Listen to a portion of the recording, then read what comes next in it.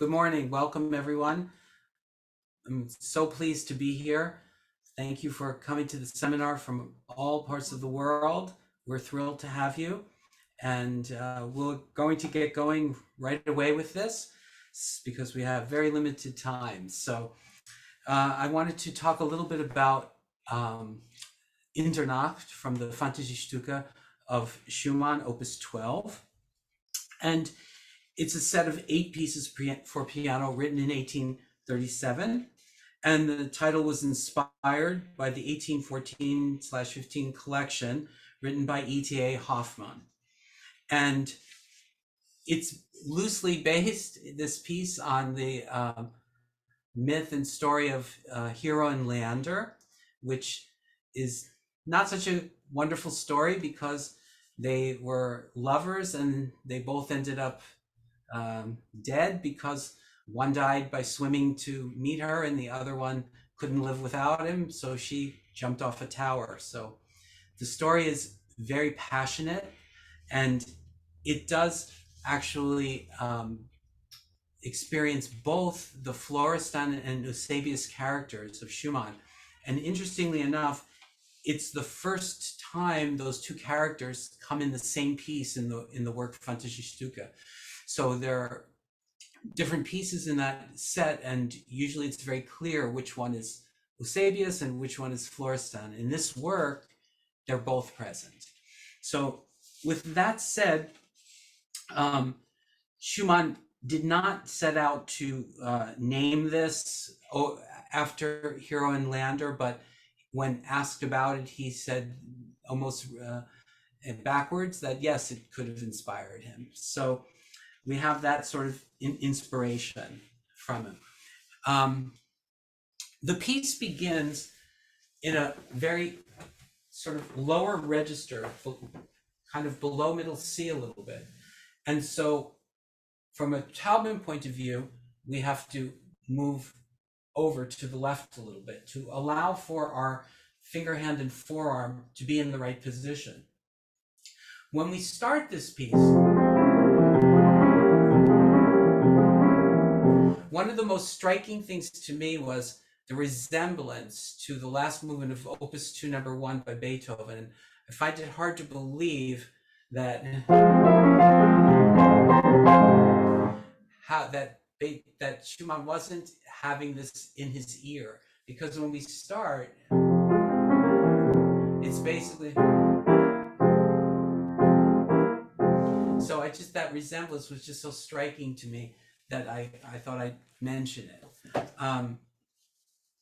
So if we're talking about some things, Taubman terms here, and especially there's a range of people's experience present on the lecture. So people where the Taubman work is the first time they're encountering these ideas, to very, very seasoned people. So what I'm going to say will be at many different layers of that experience. So please take what is valuable to you and use it if it's helpful to you. I don't expect that everyone on the call, certainly first-time people, will understand everything. I will try to define terms that I use and explain them briefly so that there's some sort of insight into what we're doing. Hopefully, what becomes apparent is the kind of approach that we do, more than the specifics. So I want to talk about the torso and 2 different fingering ideas. So the beginning of the piece lends itself to what we call redistribution, or an equitable distribution of the notes. In other words, even though the 16th notes belong in a way to the same musical idea, they don't necessarily have to be played by the same hand. So it's very convenient to actually play the upper part starting on the end of 1 as an interval, 1 and 5, 2, 5 and 3, and 1. Now, I do have 2 written in parentheses. That's also a perfectly fine fingering. So I'll show you from above what we would do to make this easier to play. We would take the right hand note starting from the end of 1 as an interval, 2 and then 5, 3, and 1. Now, once we have that, what becomes available to us being connected, finger, hand, and arm, which we talked about in the first lecture, is the fact that we have different densities here. We have 2 notes followed by 1, followed by 2, and followed by 1. The vertical walking hand and arm, the way in which we move up and down into the key, can help here to equalize out that experience. So, for instance, we have to feel that we play down into every note. So the 1 and 5 is down, the 2 is down, the 5, 3 is down, and the 1 is down. That's a given. So that it helps very much sometimes to just sense it. And I say sense because the walking hand and arm is something that should not be practiced in exaggeration. It doesn't help us much to do very big motions that have nothing to do with the final product of playing. So we try to practice as close to how it ends up in speed. So you won't see much, but I'm sensing a little bit of the walking hand and arm. To show you what I'm doing, I have to exaggerate it so you can see it. I'm coming down, up, down, up, down, up, down, up.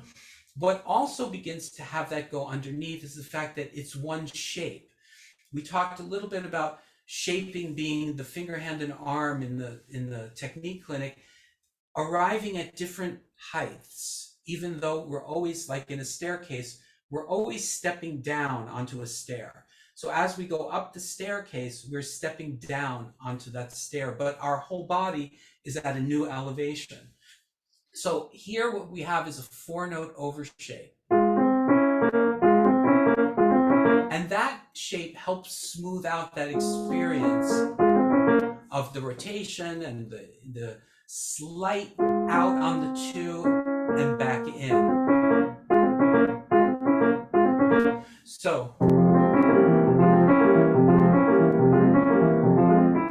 now in the second measure, I think what's so important is two very things are different there. One is the fingering. In other words, in the second measure, on the second beat, instead of going from the 5-3 back to the 1, as I did in the first measure, it really helps to go to the 2. It sets us up to continue. Now, with that comes a very, very slight walking hand and arm. And when I mean walking hand and arm, I mean the horizontal component. Walking hand and arm has 2 basic premises. The walking hand and forearm can be vertical, like I talked in the first measure, but it also can be a horizontal movement, like when we move in a scale and we shift across to get our thumb into a comfortable position. It's at play here too, because I can do this and be very far away from that note. So right here, I'm moving across, the finger, hand, and forearm are moving across to accommodate that move to the thumb on the C. If we go to measure 3, we begin to see that the fingering can be very important in the left hand. I start with 2-1, and I'm rotating over to 4-2, and on the way down, I'm doing 1, 2, 3, 1, which gives me the chance to arrive on the downbeat of measure 4 with 2-5. So I found it to be a very smooth alternative to other fingerings. The one thing that I would say is you have to really understand that the thumb can't stretch, that you have a rotation that sends you over, and that there's a little bit of a forward on that 4th finger on the A flat, coming down. So that's in the world of shaping. On the way back, we have what's called a scale shape. So I'm coming out a little bit to 2, out forward to 3, as I'm coming higher. So when we cross under, for people, you will get this, new people on Sunday in Mary's lecture on shaping, how a scale, the finger before the cross unders, is your high point. So this is my high point, gives me space for my thumb to play. So you can see from the side that my finger, hand, and forearm as a unit get higher, and I'm able to get to the thumb easily. We are challenged in this measure by a polyrhythm. And I must say, my colleague John Bloomfield has a wonderful video on the streaming, which goes into tremendous detail on how we trigger these things, because we can't just always just feel the beat in both hands and hope for the best. When we work out the triggering inside of what happens, then when we return to feeling the main beat, it is triggered properly. So when we have a polyrhythmic situation here, which is a 3 against the 4, what's happening is obviously the first note is coming together. If I go to the 16th notes, those are the more notes. So the more notes are going to cue in the fewer notes. That second 16th note is cueing the second note in the upper part. And then I play the 4th finger, and the top note is closer, a little bit closer to the 4th note of the lower part. And the same here. So you learn to feel on a physical level, not just on the other 2 levels, which are important, but don't really solve the situation. What do I mean? The cognitive level, by people feeling like saying things like, I don't know, Mississippi Steam, all those kinds of things that people chant to get the idea of polyrhythmic situations are important, but that in itself doesn't solve the situation. Also, what doesn't solve it is just feeling just on your lap, important, yes. 1, 2, 3, 4, that kind of thing can be helpful. But what has to happen is the polyrhythm has to be felt in the technique. There is a way, talk about triggering, is very much like when you go to a doctor's office and they ask you to cross your feet. When you cross your feet and they hit you with a mallet on the knee, you have very little say in the matter. Your shin is going to go up. It's a reflex.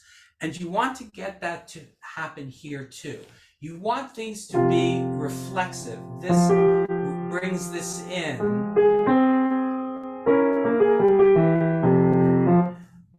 And then there's letting go of that a little bit and just going with the main beats here, which completes the picture. If we move to measure 7, we have some fingering choices here. In the lower part, in measure 7, we could do what I did prior, starting with 5-2, going to 1, 4, 2, 1, 2, 3, 1, as we did. Another possibility is actually to go to 3-1 on the E flat and the G, and to continue with 2-3-1-2. I like it a little bit less because I'm not thrilled about this moment at the bottom where where the second finger has a little bit of a leap. I like this feeling with the above fingering, but the bottom one is perfectly fine also. Let's move to measure 11. I want to talk about first the concept of redistribution. So when we talk about redistribution, what we're talking about is when something appears in the written music to be assigned to a particular hand, but we reassign that note or notes to another hand. And we do it for various reasons. Always the bottom line is it's more comfortable, and if it's more comfortable and it's easier, we can make it sound better. And I just wanted to say I was recently watching a masterclass by Stephen Hough, a very famous pianist who plays all over the world with the best orchestras, teaches at very fine schools. And he was telling the student, you know, it's okay to play a note with a different hand. You don't have to always play it in the hand that they tell you to. So this concept of redistribution, which Taubman, worked with decades ago, I think is now becoming a little bit more accepted, because the idea that you must play it in the hand signed in the music creates enormous problems for people. And if we look at this situation in measure 11, you would have to have the left hand come way up into the right hand's territory, when it's so easy to just play this as an octave. So I'll show you from above. It facilitates playing this as an octave, and also what's very nice is we can continue, the thumb is right there, to this part 1, 2, 4, 5. And what I'm doing there is now instead of continuing and struggling it out all in the left hand, what I'm doing is going over with the right hand. So I'm going hand over hand and having a much easier experience than trying to sort of very pure way keep it in one hand. Now, what's interesting about when we do things like this, when we go hand over hand, there are a few things that are very helpful to know. One is that it's helpful when one finger, hand, and forearm gets higher than another. Why? When they're at the same level, they feel a certain collision. So what happens here also is that the in and out separates the hands. So separating the hands in this dimension and separating the hands in this dimension is very helpful. So when I begin with the left hand, I'm coming out. That gives me a lot of space for my right hand, which is now higher, to cross over the left. So you can see if I don't do that, then I can understand how somebody might think this is very clumsy, because if I stay inside in the left hand, I feel, first of all, I'm colliding. I can hardly get here. If I do that and I also don't get any higher in the right hand, I'm colliding with the left hand. So the combination of getting higher and coming out in the left hand really makes that feel very easy. So I hope that also, as I'm speaking, you're starting to think of moments in your own music where these concepts might be present, because it's not only about this piece, it's about that idea, that option, and how to use the body in situations like this that you can feel so much easier in the passage. Let's move to measure 15. So in measure 15 is an interesting concept here, and it occurs other places, but I chose to do it here because of the distance from that interval to the D natural. So in measure 15, it's interesting. What we see very much is that it is true that the fifth finger is going to play an eighth note. That's absolutely true. But if you hold on to that eighth note, you are going to produce stretching to this note. Now, we can give that a sound. When we have connection, finger, hand, and arm, we have access to producing a myriad of sounds. We can give a deep, rich sound to that note if we want. But the reality physically is very different than what we see on the page. And I have to say, I talk about this with my students, and I have a range of students from people who have graduated from some of the finest schools with master's, doctorates, and artist diplomas to, very serious amateurs and piano teachers and some young people also. And invariably, I always have come to this place where I have to have this conversation with them, which is that when we're taught the piano or taught music, one of the benchmarks for being very good at what you're doing is holding the notes for the exact length of time. I can remember my teacher saying, that's a whole note. It has to be held the entire time. That's a half note. You let go too soon. And thinking, oh, that I must not be a very good musician. So that sticks in our head. And we're very reluctant to think about really what the reality of the situation is. The reality of the situation here is if I hold that, first of all, most people don't even have a ninth. So that's impossible for many people. But it's interesting, even if you have the notion that you don't have a big hand and you don't hold it, the notion that you don't release it fully is still there in the system. So what happens is that the fifth finger lets go sooner than the second finger. And it gives a completely different experience of moving over to that interval, to the single note, sorry. So I just wanted to mention, very often in this piece, one of the things that is so sort of debilitating is holding the fifth finger the whole length of the time. So we have the pedal down. You won't hear that staccato. It's not a staccato that's audible. It's a staccato that is felt and makes something feel much, much better. Let's move to measure 20. In measure 20, we have an interesting situation, which is that we have an arpeggio in the lower part, in the left hand, that for the most part is very easy up till here. But then we have a note all the way over here.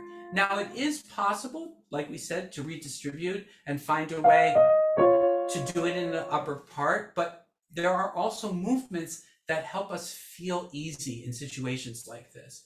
And what happens here is that the forearm, when it does the rotation, which new people will find all about tomorrow, when it rotates counterclockwise, at the same time, my forearm is shifting towards my torso to the right. So you could say that the rotation is going to the left and my body is coming to the right. The forearm is coming to the right.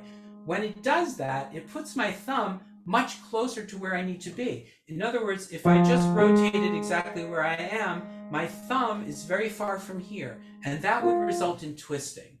So here, when I don't know if you can see it, but the walking hand and arm is helping me across. The other aspect that helps enormously here is getting higher to the fourth finger and more inside. Once I do that, it's much, much, much easier experience.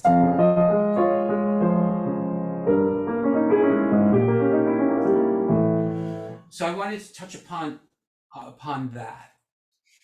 Also realizing that on the way down, we have some crucial issues. We talked today in the first lecture about the in and out and the necessity for them and how it avoids twisting. Here is an example when we go from measure 20 into 21 of a really relevant issue, which is how we have to plan. And we're not always that good at thinking we have to plan in advance. But in this kind of situation, it really helps us to plan in advance. So what I'm talking about is as I'm coming down, I could be perfectly happy here. But then the next note after the downbeat is a B flat. And that will twist me. And I'll show you from above what that means. So just because this moment feels okay does not solve what's coming next.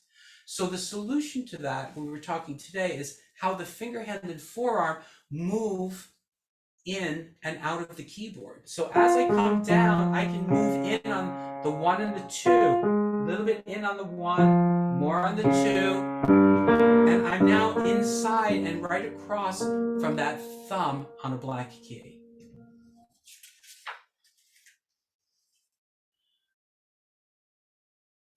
Now, this is an interesting concept.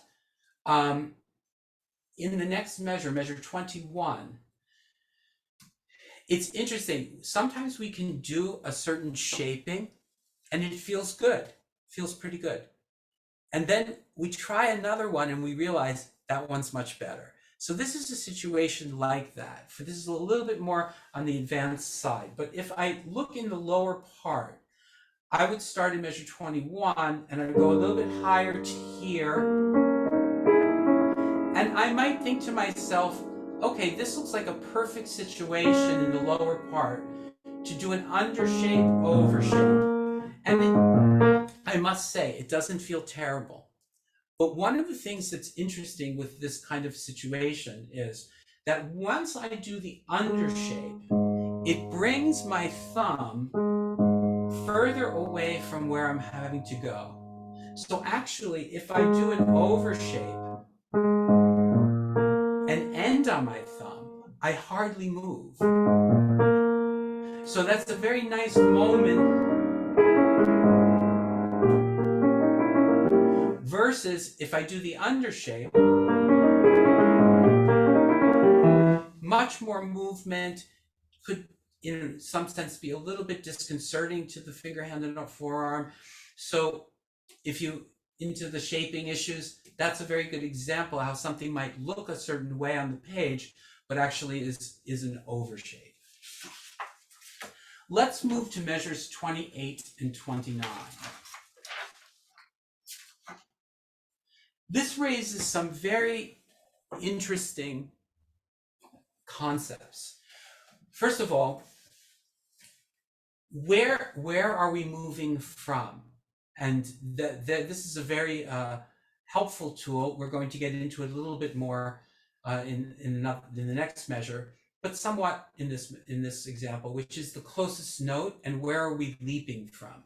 We don't always think about music in terms of what's an actual leap, because leaps are not heard very often, but they're biomechanically a leap. For instance, if we look at measure 28 at the end, technically speaking, this note is a leap, the C flat, to this octave. We have to know that that's a leap, because if we don't get off that thumb, then we're going to feel rushed into the octave. So, sorry. So just to mention that when we work it out, we think of this and a very minuscule little breath, so that these two notes belong to each other, the first and second notes of the leap. In the left hand, in measure 29, very interesting. So this is what I would call a classic kind of over-under shape, but not really felt that way. What do I mean? Very often when people think under-over, they think of very big circles, like this. And this is a passage, because of the distances, that we feel, once again, very laterally. We don't feel, I was talking about this concept in the technique clinic for people, in places where we feel more lateral. And the more predominant experience is not of the circular aspect of shaping, but the rotation and the walking hand and arm. So that in and of itself, one would say the priority would be the rotational movements, of course minimized, and the experience of the lateral walking hand and arm. That's the one we use in scales, the sideways motion, because I can rotate perfectly, but this would still be very far away from my thumb. So as I move, and the other aspect here that is very, very helpful is the placement of the hand on the keyboard. What do I mean by that?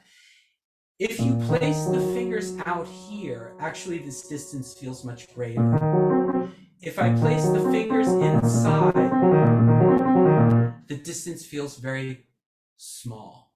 And we want things to feel small. We don't want to feel like we're making big efforts. Let's move to measure 33. And we're going to compare it with measure 29. In measure 29, some people may not have this chord, and it's perfectly okay to maybe take a note out. Certainly you have the C in the other hand. You could take the C out if that's too difficult. You can do this. You have to do what's comfortable, because you don't want to ruin your hands if it's not meant for your hand. If you do have those intervals, there is something that can be very helpful to know, which is the position of the arm for the G flat is very different than the position of the arm for the chord. So what facilitates that is both the rotational movement and the walking hand and arm. So what's helpful in this moment is to know that I can't play this knowing that I'm not really in the right place for the chord. I have to play this knowing that the adjustment afterwards is rotational and walking hand and arm. And that makes a world of difference in feeling that I can get power on that chord.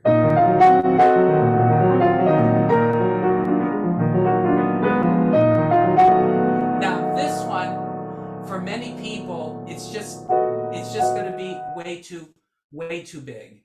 So it's okay to let go of a note.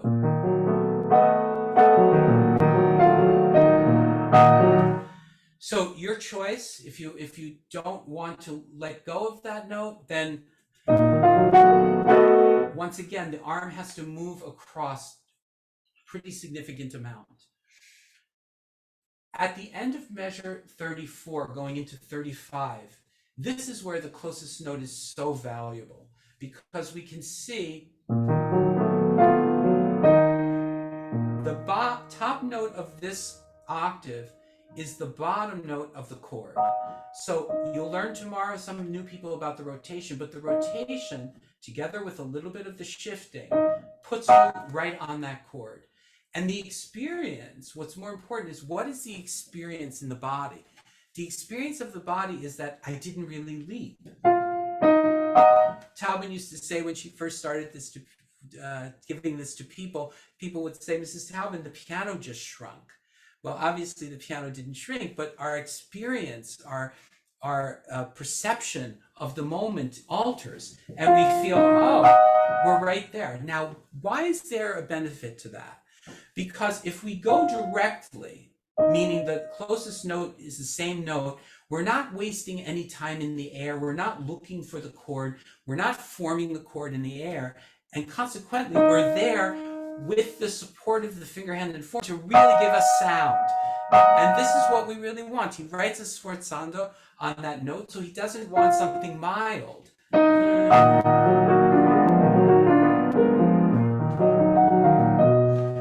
I must say that in measure 36, if we move to measure 36, why is rotation such a valuable tool? I'll never forget the moment Mrs. Taubman said to me, you know that rotation is your fastest motion. And it was very interesting, because I think psychologically, my brain was saying there's no time to do that motion. This is very relevant to that statement she made, because I'm going to play in measure 36, the C flat with my thumb, and I'm going to play the B flat with my thumb. If I don't have a rotational motion, then I have to, in some way, very quickly and abruptly move myself over. The rotational movement, for those of you who know, it's a double, actually sends me there. It's the experience. Very often we ask people to play and fall on their lap and just feel that kind of rebound, like on a trampoline, and then just fall over here. Just fall directly over here. And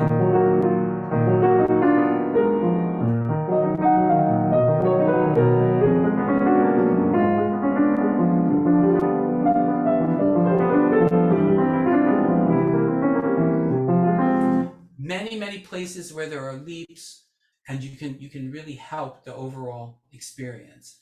Let's move to measure 65. So measure 65 poses a little bit of a dilemma for some people with different varying hand sizes. So we have to do what's comfortable. So for some people, if they arrive at 65, it will be perfectly fine to start with 5 and 2 and just continue. This would not be a terrible thing. For my hand, it's okay. But there might be people that is just too far to hold this and go like this. In that case, what has to happen is to go to the 4-1.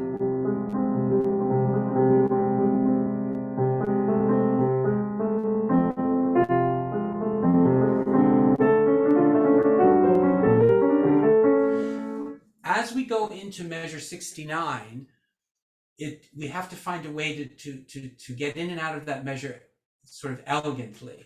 So I came up with this fingering, taking the 16th notes in the right hand, and right here I'm coming out to that second finger and playing the C with my thumb, giving me the movement into the melodic note.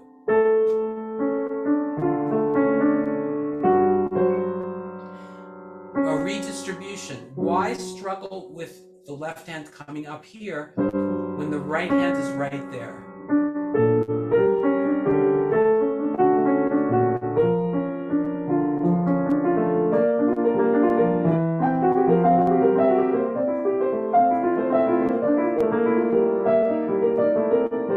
So you can see how that is constructed. I put a lot of fingering in. These are my fingering choices. You can see if they work for you. Let's move to measure 85.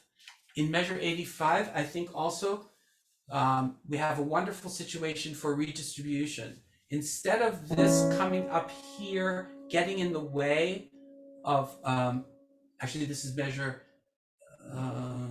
86, excuse me, it's measure 86. When you move here, this is right below your thumb. So the F sharp can be taken with the right hand. And then you can take 2 notes in the left hand.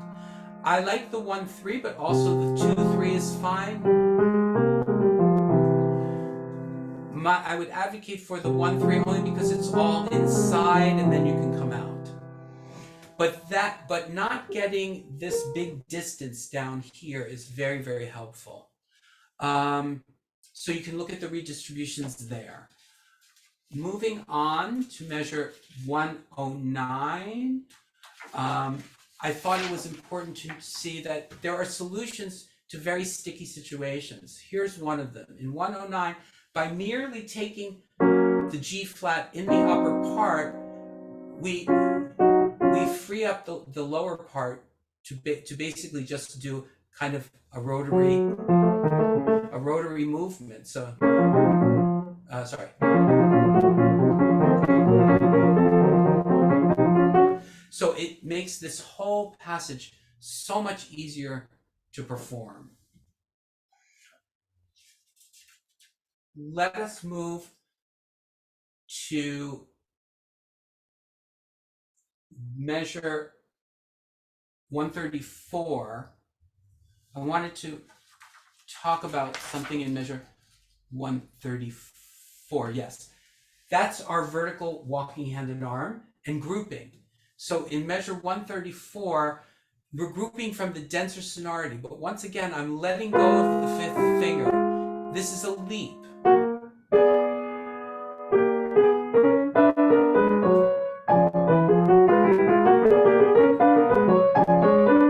So you can see how very small leaps help us get to where we need to go. I want to backtrack slightly. There was a lot of fingering put in from measure 122. And this is something I just encourage you to try. Some of it has complicated reasons for why, but in the end, try it and see how you feel. For instance, in measure 123, found it much easier to just take this as an interval and then the D flat into the left hand. It's nice because it just stays there and plays. Once again, you're right there.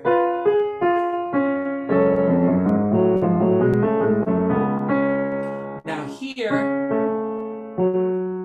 I did it again with the 5th finger on the D flat, puts me right here. Now here, I did not take this because I felt this was close enough and I had a leap.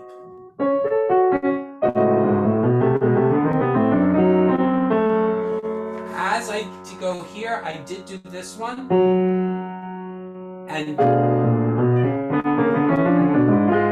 But this one I kept in the right hand because of the grace note in the left hand coming up.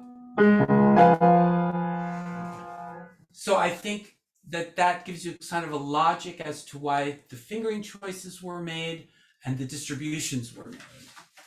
If we just look briefly,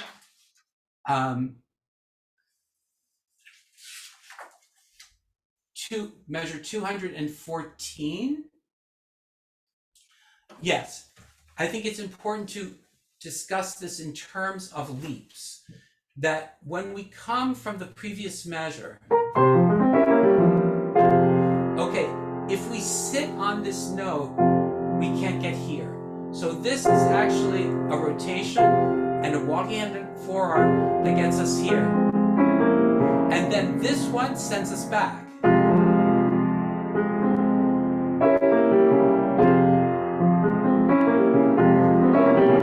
you can see how the leaping is so helpful here to understand that things send us forward. Two last things before we have to stop. Measure 218, this redistribution allows for the left hand to get here, and then I found it very easy. All of these are taken in the left. I went to the second finger on the A flat in measure 219. I put the thumb on the G, second finger on the F, fourth finger on the D flat, thumb on the C, third finger on the A flat, ending here. Now this is case in point of what I was talking about. If you're absolutely going to hold that for a half note, then you're required to get to this F quickly and move away from it quickly. And one of the principles of grouping that Taubman discovered was that we don't move effectively to and away from a quick note. We move more effectively from the quick note. So why do I say that? When we arrive in the penultimate measure, the function of that note is to move us here so we're ready for the end. Now, what does that look like from above? That looks like I've arrived and I move here. What's moving me there? The double rotation. The double rotation combined with the lateral walking hand and forearm is moving me there. Once I'm there, I can also move with the closest note in my right hand so that you avoid this kind of situation where you arrive dramatically and then it's kind of like, oh my God, I don't know where to go. And you kind of, can lose the ending. Everything has a function. So even though I'm in the penultimate measure is very crucial to getting to the last measure. So this moves here first, this moves here, I'm there. That's happening all in split-second timing. It's not something that you see overtly, and to this day it's a miracle how she found all of these things that are not that visible to the eye, but when you feel them, they make such a difference. Getting off that fifth finger, moving over, getting to the grace notes and being there to control them. That's what we would call grouping. It groups from there. Makes all the difference in the world. And then you can really express the last note with the sforzando because your body is really there. So I hope some of these things for all levels can be helpful and the situations can apply to other pieces. It's been a pleasure. Enjoy the rest of your day. Have a wonderful, I think lunchtime, I'm not sure. I've lost all track of time. So thank you very much. Great to see some of you on the screen. I look forward to the day we can all be together in person. Take care. Thank you so much. Bye-bye.